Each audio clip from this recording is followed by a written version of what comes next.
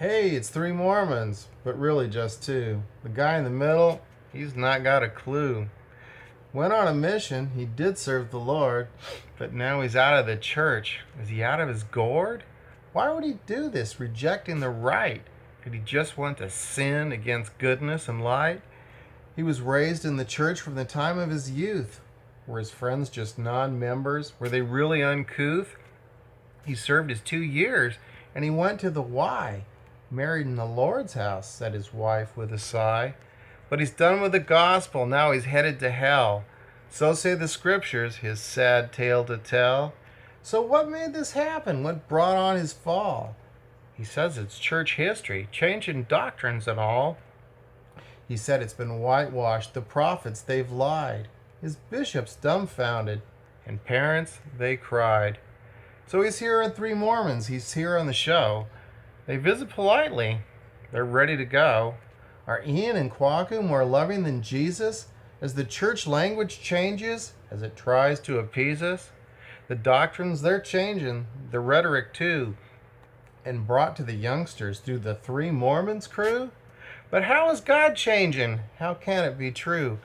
I suppose next we'll watch Dieter sipping some brew. September 20, 2017, we got three Mormons and one is not. So, guy in the middle is an atheist, but he is an RM and temple married. So, I guess he's going to hell, per Mormon doctrine. They're going to have a nice interview here. Let's see what we're going to learn about Mormonism through an interview with an atheist on a Mormon Truth video. Guys, welcome to Three Mormons. We've got our friend George on the show, and George is an atheist. Hello.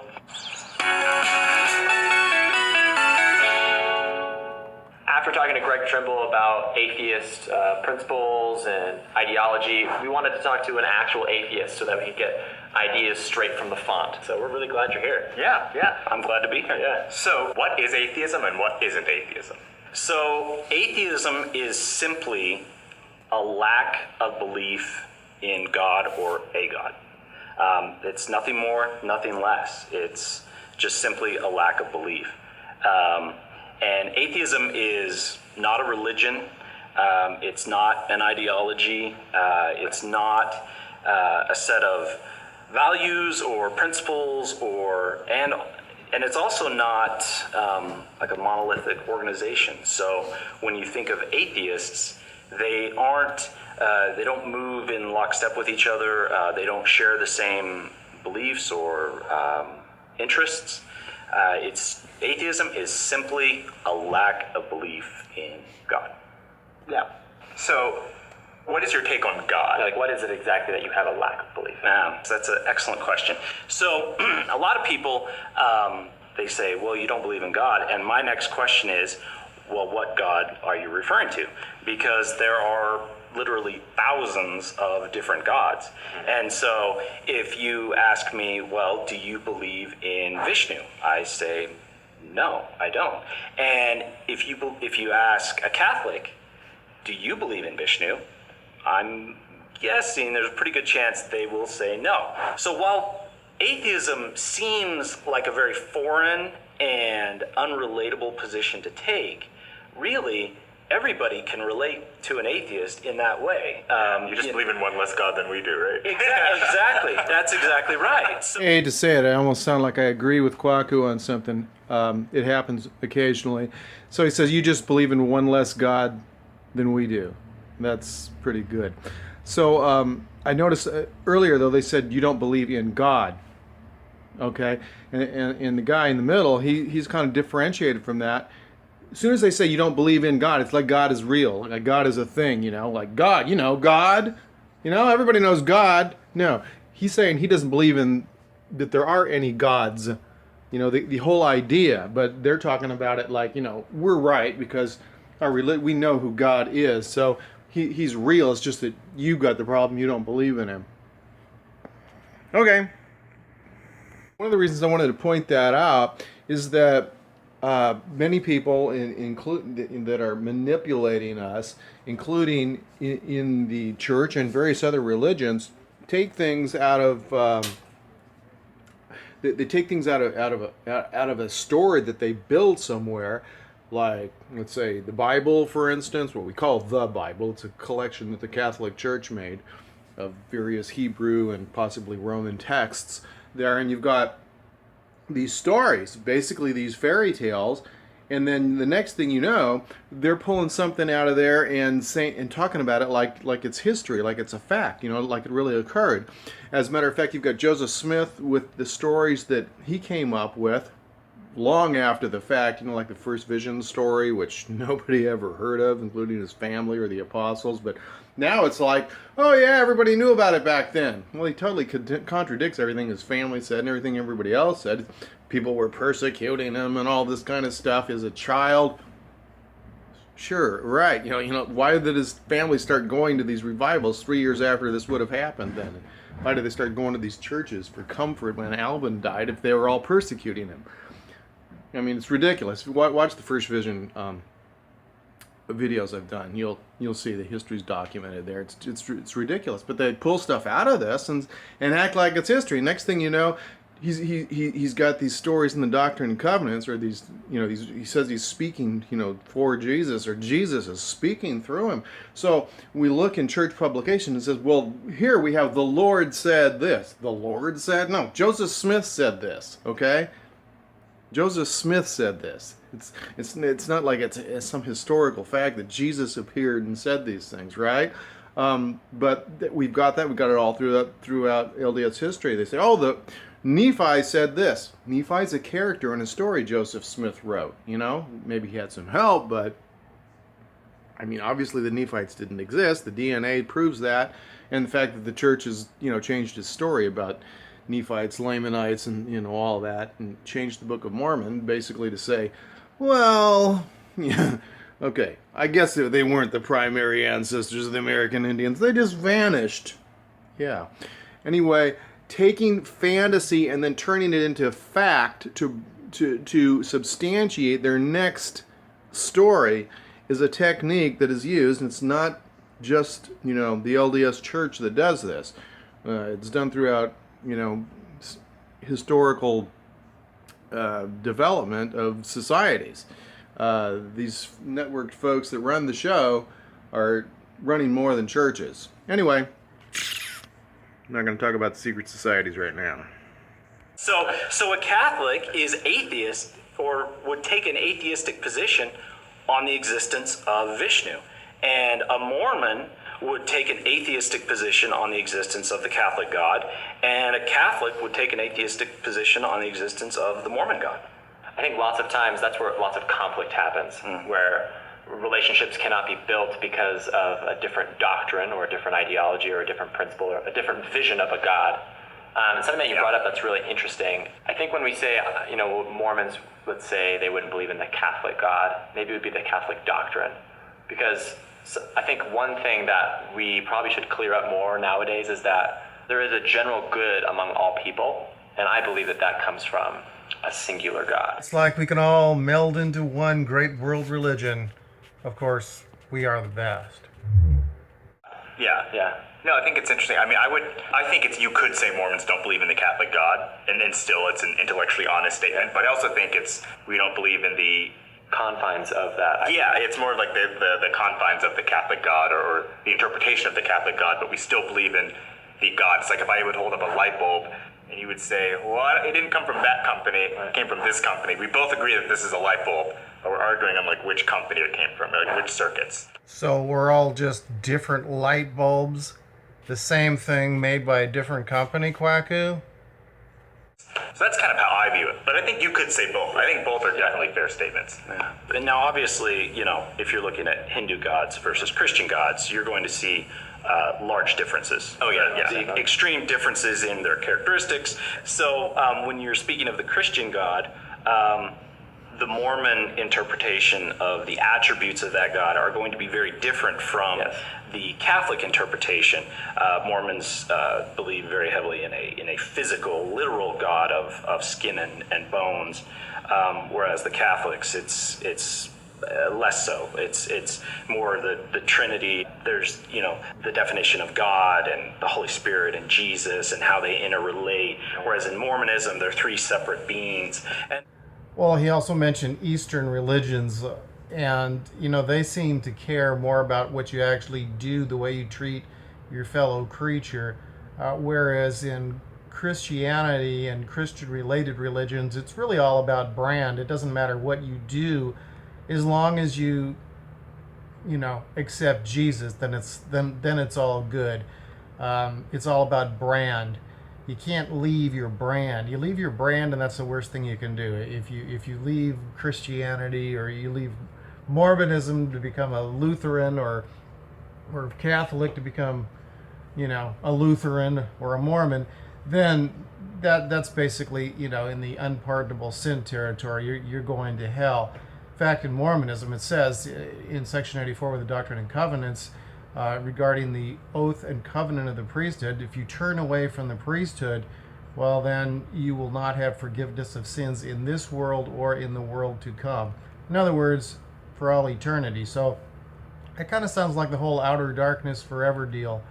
Not too good. Then again, within Mormonism, if you belong to another church or preach false doctrine, you're going to hell. So just some places more explicitly, and it does say forever there, never forgiven if you turn away from the priesthood once you've had it.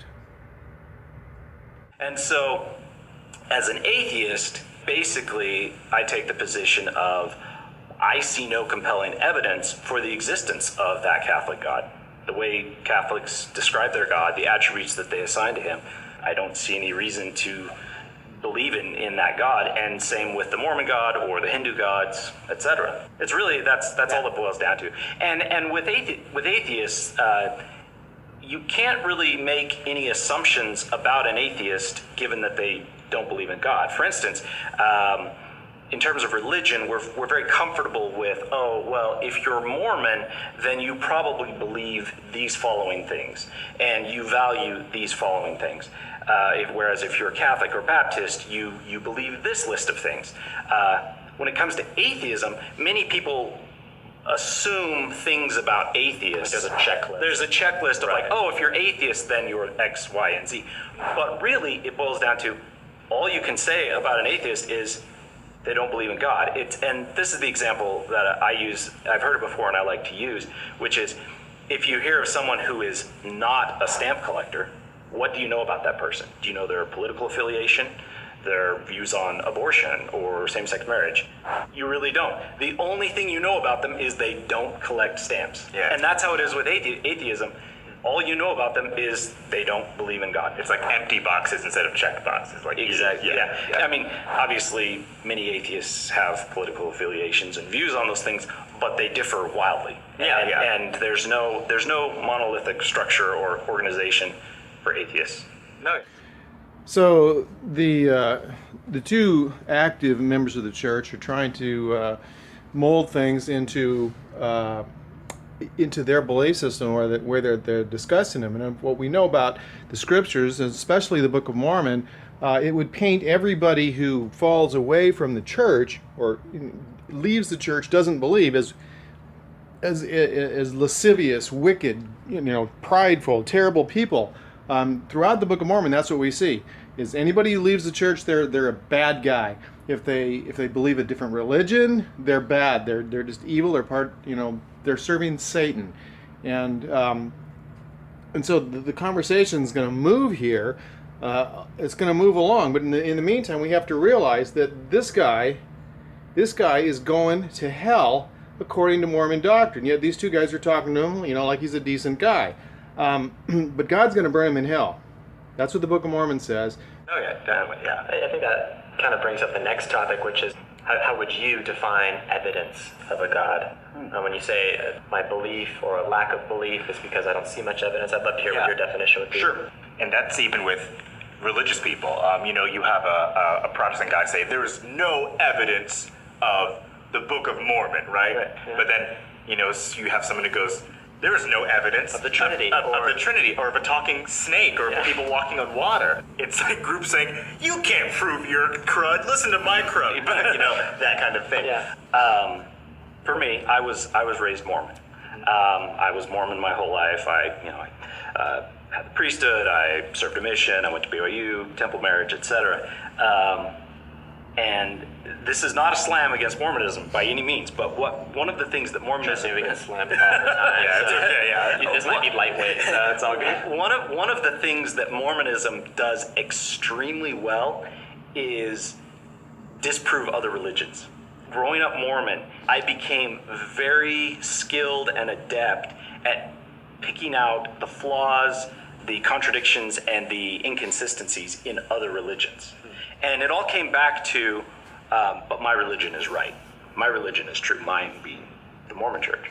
And so when I could no longer believe in the Mormon definition of God, it was a very short step to abandoning all religion, because I had already disproven all of those religions.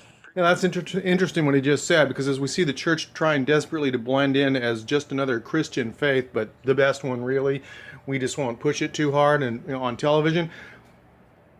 We used to hear Gordon B. Hinckley saying things like, just come and with what truth you have and we'll give you more. But you see, the whole reason for Mormonism was that God's authority wasn't on the earth. The Catholic Church had corrupted the Bible, and it is the mother of harlots. It is the whore of Babylon, per 1 Nephi chapter 14.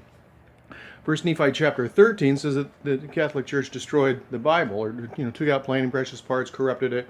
It doesn't use the word Catholic, it says great and abominable church, but totally describes the Catholic Church as being the church that controlled what was actually put in the scriptures, or what remained in there, or actually it doesn't even accurately describe it, because they put together the Bible.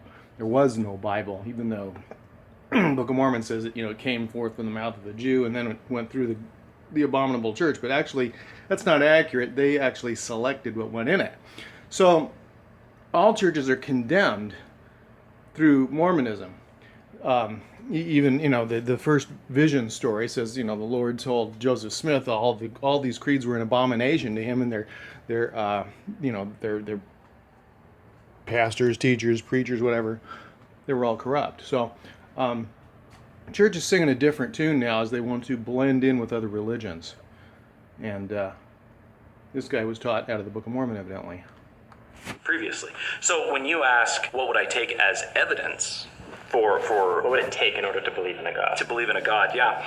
So a lot of people will cite our existence, the miraculous nature of the fact that this earth exists, and there are creatures on it, there's life on it, and there are sentient beings on this earth, and that how could that have come from nothing? How could that have? There must have been a creator who created all this, right? Okay, so let's say, for argument's sake, there is a creator, and that there was some being that put into motion or caused all of our existence to exist. Assuming there is a creator and we look around at the complexities of life, what do we know about that creator? Can I respond? Absolutely. Okay. Let's say someone says there's a creator because of creations. One of my responses would be when an infant turns into a toddler or turns into a small child, there is generally many benign elements of that child. Like, there's no racism in a small child. There are no... I met this kid in kindergarten. Total Nazi. I'm gonna go for a 2-year-old then, okay? I'm gonna bring it back. No, but a small child, hatred, even loyalty or happiness or love, you find lots of these elements in small children. Okay. And then as you grow older and society takes hold on your life and you learn of more, rigid topics, let's say, and you learn more of sadness and you learn more of happiness, you can kind of create more of a character, per se. But the natural element of a human, I see lots of love. And if this love is just constant, there is no beginning or end to this love, then this God maybe has an attribute of all loving, that all things he is trying to be a steward over on this earth. So the natural response to that would be, then what can we derive about the existence of God, given all of the hate that exists in the world. If there's a creator with love, there's an opposition. So there's a creator of evil as well. Well, yeah, and all I'm saying is, when it comes to religion, for every example of love and understanding that can be cited, you can also cite examples of hate and violence in the name of religion. So really, it's, yeah, I mean, I understand your point. Let's say, you're my boss. I'm a really big fan of you, right? And Which we are, regardless of your employment. you've left a stack of papers with some instructions on them. And I'm interpreting them in a different way, and I'm going to go do something, and I'm going to throw coffee at Sharon in HR, right? And then Ian is reading your papers, and he's not doing that. Now, you're still there. You're still a person. I'm just a terrible boss. I want to know. I'm terrible at writing instructions. You went on. I'm awful. Maybe. I'm incredibly inconsistent. That might be a different discussion, but we have definitely interpreted what you've said in a different way. Yeah. So it doesn't mean that you wanted coffee thrown at Sharon. I'm just extremely incompetent. Or I'm incompetent. because he had a rough day. he read those instructions and he was like, yeah, all you do is just change the air conditioner, right? Yeah. So you're still there, but the way we're interpreting, so I don't think it makes you a bad person. I think it makes the person doing it. It's the same with politicians. You've got some people who do cruddy things in the Democratic Party, cruddy things in the Republican Party. It doesn't mean that the Democratic Party itself, the DNC is politics evil, in general, or the GOP is evil. Yeah. Well, the difference with that, I mean, is I don't know of any political parties that claim to be the one true party.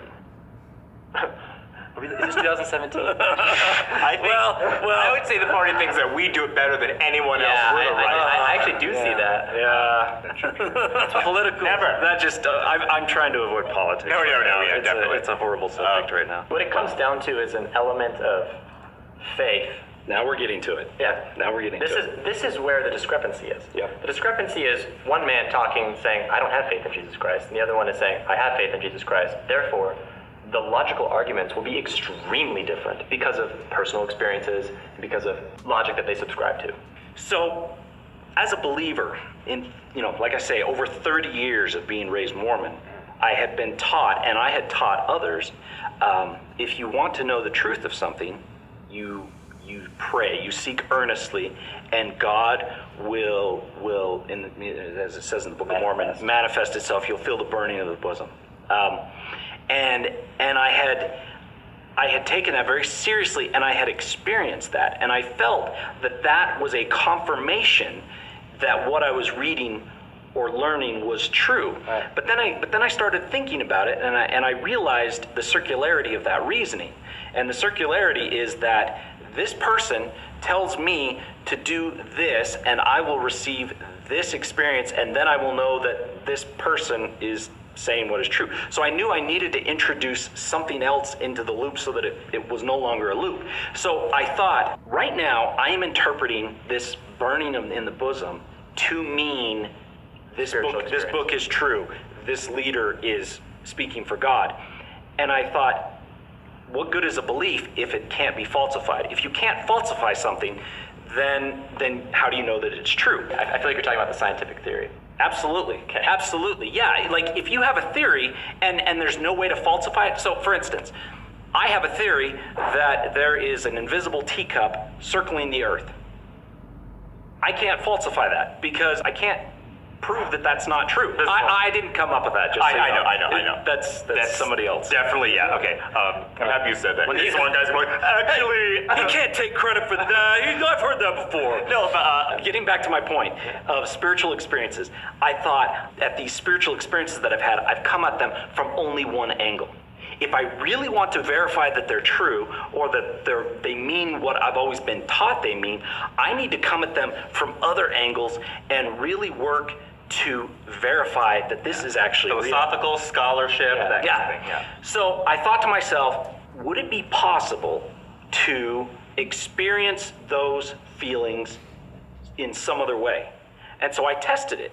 And this is kind of personal, but I took a book that I'd heard was a really good book, and it dealt with spiritual matters, but I'd never read before. Les Mis. I took the book Les Mis. So I went to a park beautiful day, and I was all alone. I had solitude, and I began reading the book, Les Mis. Had the feeling. And I absolutely had that experience, that spiritual experience. And I knew, by coming at it from another angle, I knew, first of all, Les Mis is not a true book. It is not an actual account. So by feeling those feelings, what does that mean? Does that mean that the book I'm reading is true? No, it can't mean that, because I've just proven that it doesn't. So then I turned it back onto where I'd experienced it before.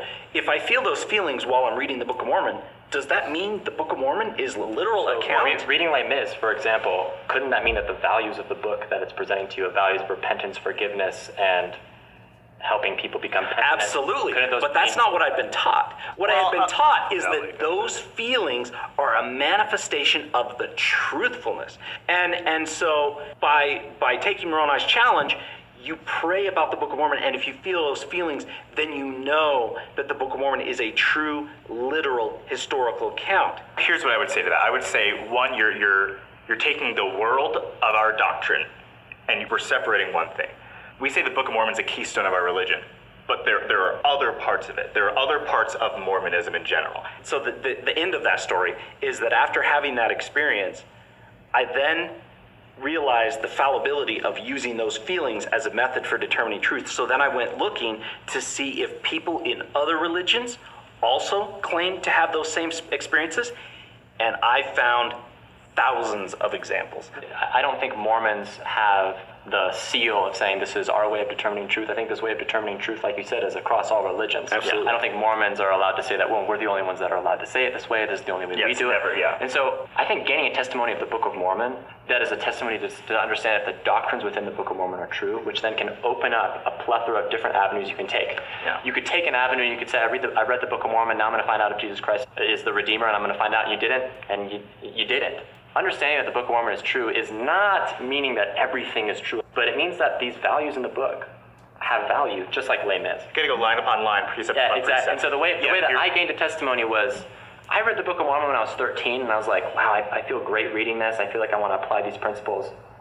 Joseph Smith, I've heard so many things about him. I want to study his life. I want to read people who spoke about him in the day. I want to read about his friends. I want to read about his enemies. I want to read about his family, and I want to see exactly what Joseph Smith was like. Yeah, you're saying if I feel a burning in the bosom, that means all of Mormonism is true. No. But that's not Moroni's promise. And so you say, well, where did the book come from? Let me learn about that. And you can take scholarly angles, check out the Maxwell Institute. You can take many different approaches.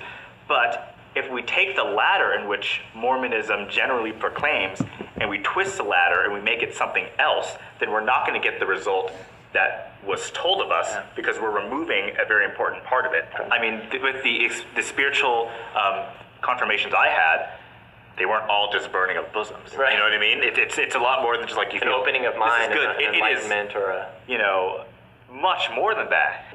Of course, we probably won't agree because you're an atheist and I'm a Mormon. But how can we have better relations between the two groups? When it comes to building bridges or what have you between atheists and Mormon, or atheists and Christians. religious people in general, I mean, I think it comes down to an examination of values. I think we have more in common than you would realize at first glance. So when we talk about values, I'm talking about values such as like honesty and integrity and goodwill, valuing life, respect for people. I think these are things that we can all agree on. Right. And I mean, I don't want to get too much into this, but I have very, very close family members who have varying degrees of belief in Mormonism. And I have a very good relationship with these people. And really it comes down to the fact that even though we don't share the same beliefs, we do share the same values. You can sit down, you can have a burger, you can open Christmas presents together. Share the same species. Absolutely. We're all part of humanity. we're all humans, and we all share the same human condition, regardless of what we believe about that human condition. We're all in it together. Quite honestly, when it comes to my associates, be it family, friends, work, etc., I am in the minority. So, I mean, I'm only... Me too. Yeah, I think something valuable that we can do is stop taking ownership over general things like service. We need to stop saying things like, well, if you're a true disciple of Jesus Christ, then you are a servant. You know what I mean? Yeah. I think you can be a servant without believing in Jesus Christ. I think you can be an honest man that doesn't cheat on his test if you don't believe in Jesus Christ. Absolutely. Because you want to succeed in life. And you want to play by the rules. Yeah, Like you yeah. want a better society. You want to build a society where people get along and create equity and fairness. Do you think that the dialogue, because even in our last episode, the comment section just so vitriolic, so much anger toward people we've never met, So how do we make that not a thing? How can a Christian go to a Sam Harris video and say, I don't agree with him, but I appreciate, his intelligence, his approach, and how can an atheist come to our video and say, I don't believe what they're saying, but I can appreciate what they're doing for people, or that kind of thing, Like, why? How do we do I that? think we need to just respect conviction. I think when it comes to personal experience... That's a beauty, yeah, I think it's when beautiful. it comes to personal experience, like, I don't know what it was like to fall away from the church. You do. You know exactly what it was like. I think if you came back per se, you would have a better way of explaining it, right? Yeah. I have no good way of explaining it. But you have a conviction of being an atheist. I have a conviction of being a Mormon, but we still do good things through our convictions. Yeah. Having a respect for those convictions, I think, is the bottom line. Absolutely. Yeah. You and I here are the only ones who haven't been Mormon our whole life. Yeah. That's a good point. So I was not Mormon for a time period, so I know what that was like, and I know it's like being Mormon. Yeah. You know, it's like being Mormon and not being LDS. That's a really good point. And I think when it comes to like how to approach people of differing beliefs, I think it just goes back to I think we just need to acknowledge and recognize that we have more in common than we realize. Yeah. Once again, the hypocrisy is just appalling here. These guys keep going over and over, let's just try and understand and love each other and so forth. Well, it's not like a bunch of people just started having that problem on their own. This has been preached from the beginning, from the church, from the top, at the top levels of the church. When people have left the church, the Danites were formed, it's a secret society, to murder people who are leaving the church, to run the apostates out of town, out of Caldwell County, you are a minion of Satan. You're left to kick against the pricks, persecute the saints, and fight against God. Those are the types of words and phrases that we hear with regard to people that leave the LDS church. And for that matter, it's probably associated very similarly with the Catholicism or other very hierarchical and authoritative churches or other cults. So what are they talking about? Okay, the whole thing is brand loyalty. You leave the church, it's the worst thing you can do. Adolf Hitler will do better in the resurrection than this guy, because he has left the church and he's turned his back on the priesthood. Section 84 says he cannot be forgiven of his sins. That's outer darkness, baby. He's a minion of Satan. So these guys are all friendly towards him, but God hates him. His Heavenly Father will roast him in hell. That's what LDS doctrine says. So it's the elephant in the room, and no one's acknowledging it once again. Just like Greg Trimble and his garbage in the video I recently did on his, reviewing the revolution within Mormonism, that Greg Trimble talks about people being kinder to each other and understanding one another and putting up with their faults, and it all came down from the top. He talks about the Pharisees. The Pharisees are the church leadership. Okay, that's who told us that anybody that doesn't do everything that they say is going to hell. It's completely authoritarian, and all their claims were, we speak, with and for God. We are infallible in our authority. And now it's all about, they're just men because, we see that they were, adulterers and liars and and everything that the church, is trying to disavow in this, push to become politically correct and bring everybody in under the umbrella so anyone can pay tithing. And at least that's what they talk about in their marketing here. But still, we have what are people not being excommunicated anymore? Who say they lie in their history, they change their doctrines, they lie in the LDS Gospel Topics essays. I mean, give me a break. And this process of leaving Mormonism, to give you a timeline, it was about 5 years ago is when I lost all belief. And so the last 5 years, I've gone through various stages, but where I'm at kind of right now is I've learned a few things, and basically it goes back to not everybody is going to believe the same things. Right. And that's okay. Even within the church. That's what our whole show is about.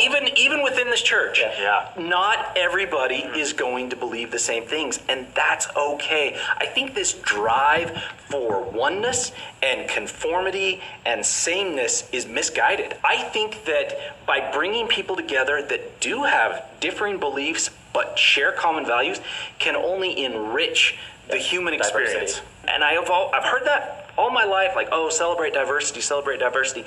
And I feel like I never really understood it until just recently. I don't think God intends every single person to become a Mormon on this earth. Yeah, we don't have the same haircut, which is horrible. Yeah. So my whole spiel is that we can have different even lifestyles. Yes, absolutely. Different lifestyles and be one. And for this episode, we asked, for some atheists to come on the show, and the way was polite. It was, I think this, let's come together, let's have a good time. And I think if we just use that approach with everything, then one, we get smarter. Yeah. If we're not just tearing each other down, Totally. we become not dumb people. Totally. So that's the best way to do it. But also, it's important to have this kind of conversation. I'm going to take a lot of things you said about approaching truth and making sure that it can be examined from different angles, and take that home and talk to my wife about it and make sure that I apply those things because I respect you. Thank you. I think that's important. I just have one final thought. And over time, I've given that up, and what I've moved to, and it's basically what I've just been saying, is that I think the human experience can be richer without everybody having the exact same beliefs. And actually, to be honest, I was a little hesitant to come on your show because I saw the value in presenting, what is an atheist, what is an atheist not, but I don't have any desire or goal to deconvert anybody. And so I was kind of struggling. I was like, how do I present my position, but also not tear down the faith of anyone else? And So is the unchanging God changing again and changing his religious guidance to the people again? Well, they can't be speaking necessarily officially for the brethren, but we do hear things more and more from the pulpit like, come back, come back. There's nothing you could have done that would keep God from not wanting your tithing. Yeah. So everything we've learned has been super authoritarian, super, declaring, hey, I speak for Jesus Christ. We alone speak for Jesus Christ. You don't talk back or you're going to hell. And, they're losing a lot of members. And, so is God changing his mind on that? Well, we shall see. The point is, obviously, we don't have an unchanging, all-knowing, just, kind, and merciful God guiding the LDS Church. That's becoming more and more abundantly clear continuously.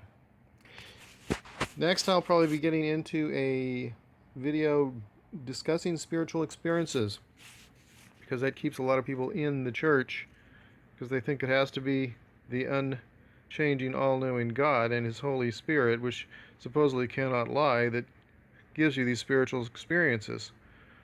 Well, for many people they are real, but how honest